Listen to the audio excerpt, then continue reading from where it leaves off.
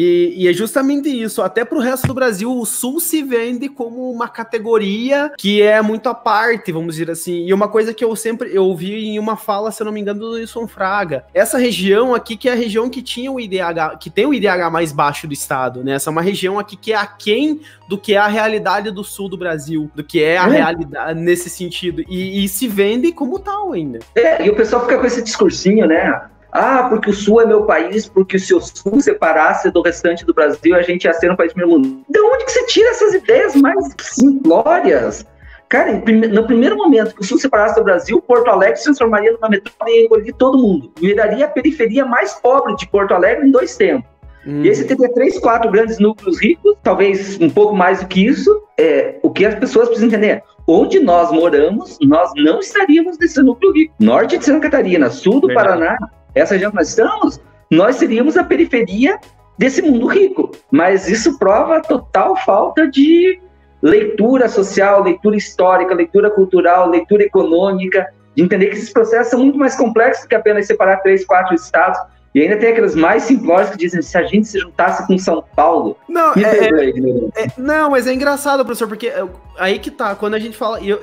às vezes eu acho que eu sou meio redundante, eu sempre puxo pro contestado, mas como eu tô falando da realidade aqui, tudo que o professor falou agora, até o momento, falando de processo histórico, e aí quando a gente entra naquele assunto do negacionismo histórico, que existem pessoas que ainda dizem: não, mas você fica lembrando do passado, né, o discurso que escuta muito, você fica lembrando das coisas velhas, do passado. Quando tem você puxa esse processo histórico, você começa a desencalar, você entende que o que aconteceu aqui não é um movimento isolado, não é um movimento regional, é um movimento a nível nacional, até latino-americano, e você consegue perceber que são desdobramentos culturais e sociais e territoriais que são envolvidos nesse processo. E ainda assim, o confronto mote principal é justamente a população marginalizada, periférica, contra uma população oligárquica dominante. A gente não pode esquecer que a Guerra do Contestado está diretamente relacionada aos grandes projetos de branqueamento. Quando você falou puxar para o contestado, é a primeira coisa que me vem na cabeça que a gente pode fazer esse tipo de reflexão, né? Há uns 2 anos atrás, eu fui convidado para um evento qualquer. Eu sempre tomo pancada por conta da tese da defesa da necessidade de políticas públicas, de políticas de compensação, de políticas afirmativas, mais do que a cota. As políticas afirmativas tomadas na dimensão exata do que é isso, tá? Mas tinha feito uma fala e um professor, né, da nossa categoria, falou que ele discordava das políticas afirmativas, qualquer que elas fossem, porque ele acreditava, veja só, o raciocínio dele, ele acreditava que existe racismo no Brasil, só que ele achava que o Estado brasileiro não era promotor do racismo. Se o Estado brasileiro não é promotor do racismo, não deve ser o Estado que deve assumir políticas de compensação, sendo que não é ele o promotor. Sabe quando você toma a pergunta e você diz assim: cara, dá para responder isso assim? Mas eu preferi ser bem generoso com o professor, fazer alguns comentários. E aí, o ano passado, quando me convidaram numa outra escola, lá em General Carneiro, o pessoal lá de General Carneiro faz um trabalho muito bacana, me convidaram, eu resolvi fazer uma fala que era de uma outra natureza, que era pegar a colocação que o professor tinha me feito no ano anterior e refletir sobre ela. Que era assim: o Estado brasileiro não foi promotor do racismo. Existe racismo no Brasil, mas o Estado brasileiro não é promotor do racismo. Aí eu fiquei: caraca, eu vou fazer uma fala sobre isso. Montei uma fala sobre essa natureza. Vou avançar para onde chegou o convite que você me fez. Um dia você fez um comentário numa live, eu falei: cara, mas eu acho que dá para você pensar melhor essa questão do Estado brasileiro, a responsabilidade do Estado brasileiro em políticas racialistas. E aí, então, eu quero voltar toda essa digressão para chegar agora sim a começar a responder a tua provocação de agora, né? Chegar no contestado, e eu falei que o contestado faz parte desse grande projeto do Estado de eliminar determinados sujeitos que não estão dentro das categorias ideais, dos tipos ideais de sujeitos para compor a sociedade brasileira. Vou começar pelo final da minha resposta. O professor disse: o Estado não é promotor. Existe racismo no Brasil, ele é forte, mas o Estado nunca foi promotor. A minha preocupação foi exatamente provar o contrário. Eu queria fazer uma fala tentando demonstrar, ao contrário do que as pessoas pensam, muitas pessoas dizem o seguinte: eu não vejo a necessidade no Brasil ter manifestação contra o racismo, por exemplo, no caso da morte do Floyd, porque nos Estados Unidos teve a Ku Klux Klan, nos Estados Unidos teve a Jim Crow, nos Estados Unidos tem uma política de segregação, como, por exemplo, o apartheid na África do Sul e tudo mais, ou o nazismo na Alemanha. No Brasil, graças a Deus, nós não tivemos nada disso. O Estado brasileiro nunca foi promotor do racismo. O objetivo das minhas falas do último semestre foi exatamente voltar para esse campo e tentar demonstrar que o Estado brasileiro articulou tantas políticas raciais quanto outros espaços, quanto outros países do mundo. E mais do que isso, ele colocou em prática. Não é apenas que essas políticas foram pensadas pelo Estado brasileiro, elas foram praticadas na sua essência. A escravidão no Brasil negra começa a acelerar a partir de 1570 e vai vigorar o tráfico de escravos em 1850. Então a gente tem aí um lapso de história significativo de quase 300 anos de história, né? A escravidão em si, 318 anos efetivamente atuando a partir do grande boom de 1570, mas começa um pouco antes. Entre 1570 até 1790, por 220 anos, o Brasil importou forçadamente da África, pela dinâmica do tráfico, 2.600.000 pessoas. Cara, é gente pra caramba. 2.600.000 em 220 anos. Entre 1790 e 1830, o Brasil trouxe, pela via do tráfico negreiro, 1.600.000 pessoas em 40 anos. Vocês conseguiram entender? 2 milhões e pouco em 220 e 1.600.000 só em 40 anos. Pá, acelerou, ligou start e 40.000 pessoas sendo desembarcadas forçadamente todos os anos no litoral brasileiro. 1808, a família real vem para cá. 1815, somos levados à condição de Reino Unido, Brasil, Portugal e Algarves. 1817, começam as revoluções pernambucanas, essa coisa toda. 1821, Portugal se declara independente do Brasil na Revolução do Porto, quando escreve uma carta de independência em relação ao Brasil, e o Brasil se separa de Portugal em 1822. 1824, nós vamos fazer a nossa Constituição. Na Constituição de 1824, o primeiro capítulo dessa Constituição é a definição de quem é cidadão brasileiro.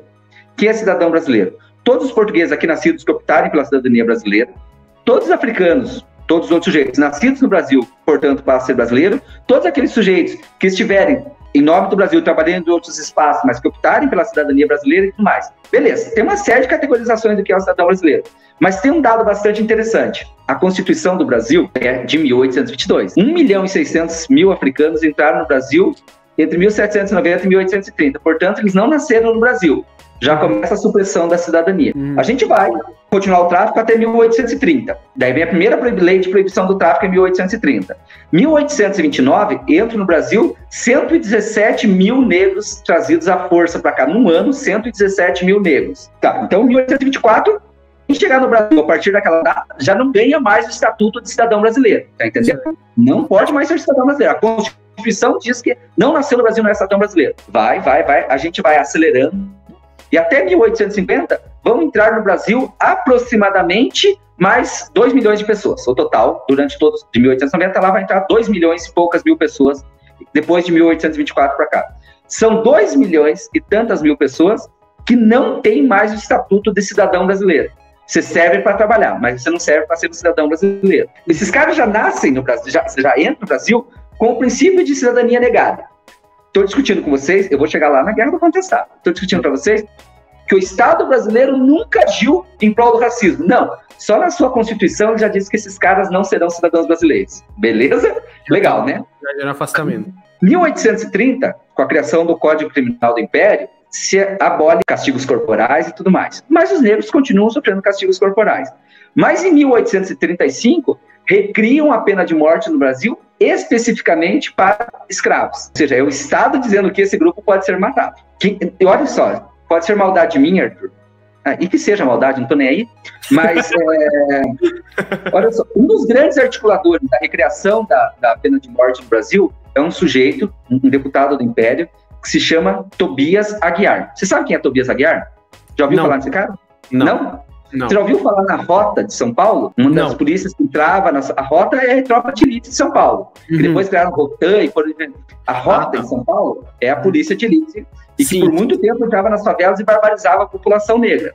Rota significa rondas ostensivas Tobias Aguiar. Tobias Aguiar é o deputado que engendrou, um dos deputados que engendrou a recriação da pena de morte para o Estado poder matar negros. E aí a polícia homenageia um cara que faz isso. Mas o Estado brasileiro não é um Estado racista, de forma alguma.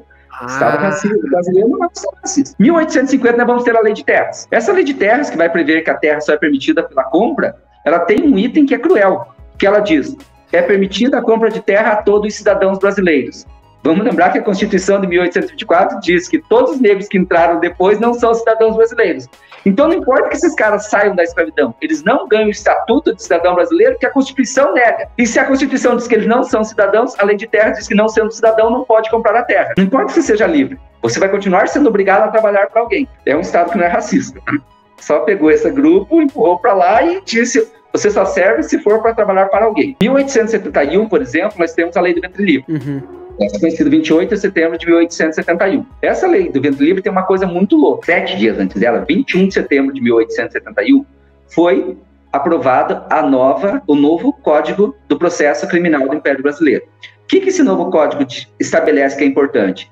No novo Código do Processo Criminal, ele estabelece o papel das polícias, efetivamente. E a partir desse código, 21 de setembro, 7 dias antes da lei do ventre livre, diz que a polícia é responsável por cuidar de negros, escravos, prostitutas, ébrios, andarilhos e tudo mais. Negro vira um assunto de polícia efetivamente pela política do Estado. Por que eles fazem isso no dia 21 de setembro? Porque no dia 28 de setembro, a lei que já tinha sendo pensada há mais tempo, vai colocar em liberdade, no futuro, o filho das negras, que não vão mais ter um senhor para cuidar, e, portanto, a polícia precisa assumir essa responsabilidade, entendeu? O Estado pensando e articulando os processos para cuidar de parte da população. A lei do ventre livre é uma aberração por vários caminhos, porque ela é uma lei que muita gente diz assim, mas ela auxiliou os escravos, mas curiosamente, quando os negros faziam, os filhos das escravas faziam 8 anos de idade, quem ganhava a indenização era o senhor e não a mãe ou o filho. Aos 8 anos de idade, o senhor poderia fazer a opção de explorar o trabalho dessa criança até os 21 anos de idade a título de indenização, ou ganhar 500 mil réis a título de indenização. Quer dizer, ele explorava e ele era o beneficiado, tá entendendo? No Brasil, quem faz errado é premiado. Porque todas aquelas pessoas que escravizaram negros pós-1830, que fizeram um tráfico ilegal de escravos africanos, nunca esqueça disso. Todos os negros que entraram no Brasil pós-1830 a 31, entraram no Brasil de maneira ilegal. Quem traficou negro naquela época é um criminoso. O que aconteceu com esses criminosos? Ganharam a lei de terra, o direito de terem perdoado os traficados ilegalmente para o Brasil. No Brasil é um lugar que o crime compensa. Infelizmente, o crime compensa para essas grandes figuras, para esses grandes sujeitos. Então, em 1871 acontece isso, né? Em 1888 vem a abolição efetiva da escravidão. Mas no momento que vem a abolição efetiva da escravidão, o Estado brasileiro já está completamente tomado pelo debate racial que percorre a Europa, que está valendo na Suécia, que está valendo em todos esses espaços, vai ganhar suas formas mais perfeitas e acabada em 1900. A partir de 1900, você vê os estados criando projetos efetivos para dizer que tipo populacional eu quero. Isso vai ser com a Suécia, com a criação do Instituto Uppsala, isso vai ser a Rússia, isso vai ser os Estados Unidos, isso vai ser a Alemanha. A Alemanha vai chegar ao ápice com o nazismo. A Suécia vai chegar ao ápice com o Instituto Uppsala, que vai funcionar até a década de 60, para criar um tipo físico único. Os Estados Unidos vai criar todas as suas políticas raciais. E na União Soviética não deu certo por causa da Revolução Russa de 1917, porque seria difícil explicar como que sujeitos provenientes de classes baixas tinham assumido o poder na Rússia, como é que se explicava essa contradição histórica. E no Brasil isso não passa incólume. A partir de 1900 e um pouco antes, o Brasil começa a discutir quem que vai ser essa população. Quem que são os sujeitos que nós queremos ter? Nós queremos ser os melhores possíveis.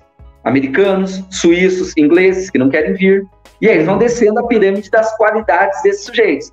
Alemães, italianos, mas não vem na quantidade que eles querem. Então, serve o resto. E o resto, naquele momento, são poloneses e ucranianos. Eles não estão no topo da categoria. Eles não são bons, mas eles não são negros. Então, eles servem por conta disso. E, a partir disso, o Estado brasileiro cria. A gente conhece muito a Guerra do Contestado. Cheguei nela.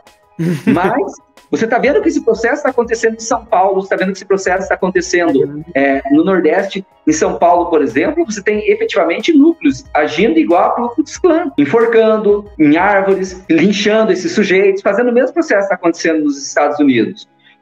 Por isso não é gratuito, por exemplo, o surgimento de uma figura como o Monteiro Lobato, né? Um apoiador efetivo da Ku Klux Klan, que diz que o Brasil vai um dia pagar o preço por não ter tido uma célula mais forte da Ku Klux Klan atuando no Brasil para nos livrar desses neguinhos, crioulos e tudo mais que acontecia aqui.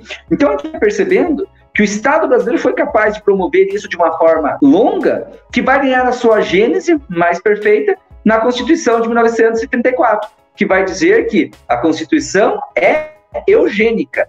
A eugenia que valia na Alemanha vai ganhar a expressão dentro da Constituição brasileira. O Estado brasileiro adota uma Constituição de natureza eugênica.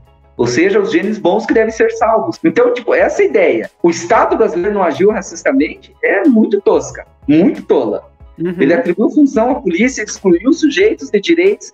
Os negros, a partir de 1858, foram proibidos de frequentar escola. Era proibido frequentar escolas negros e portadores de moléstias contagiosas. Olha a categoria que eles colocam em sujeitos. E aí o professor vem me dizer que o brasileiro é racista, mas o Estado não é. Aí a minha ideia foi realmente fazer uma pesquisa provando que o Estado brasileiro é profundamente racista. E adotou vários momentos políticas de limpeza racial. A Guerra do Contestado é um desses momentos. Eu acho que ela é uma questão econômica, acho que ela tem toda uma vertente religiosa, acho que isso, mas pela premissa do Estado, é muito forte uma lógica racialista de limpeza do território.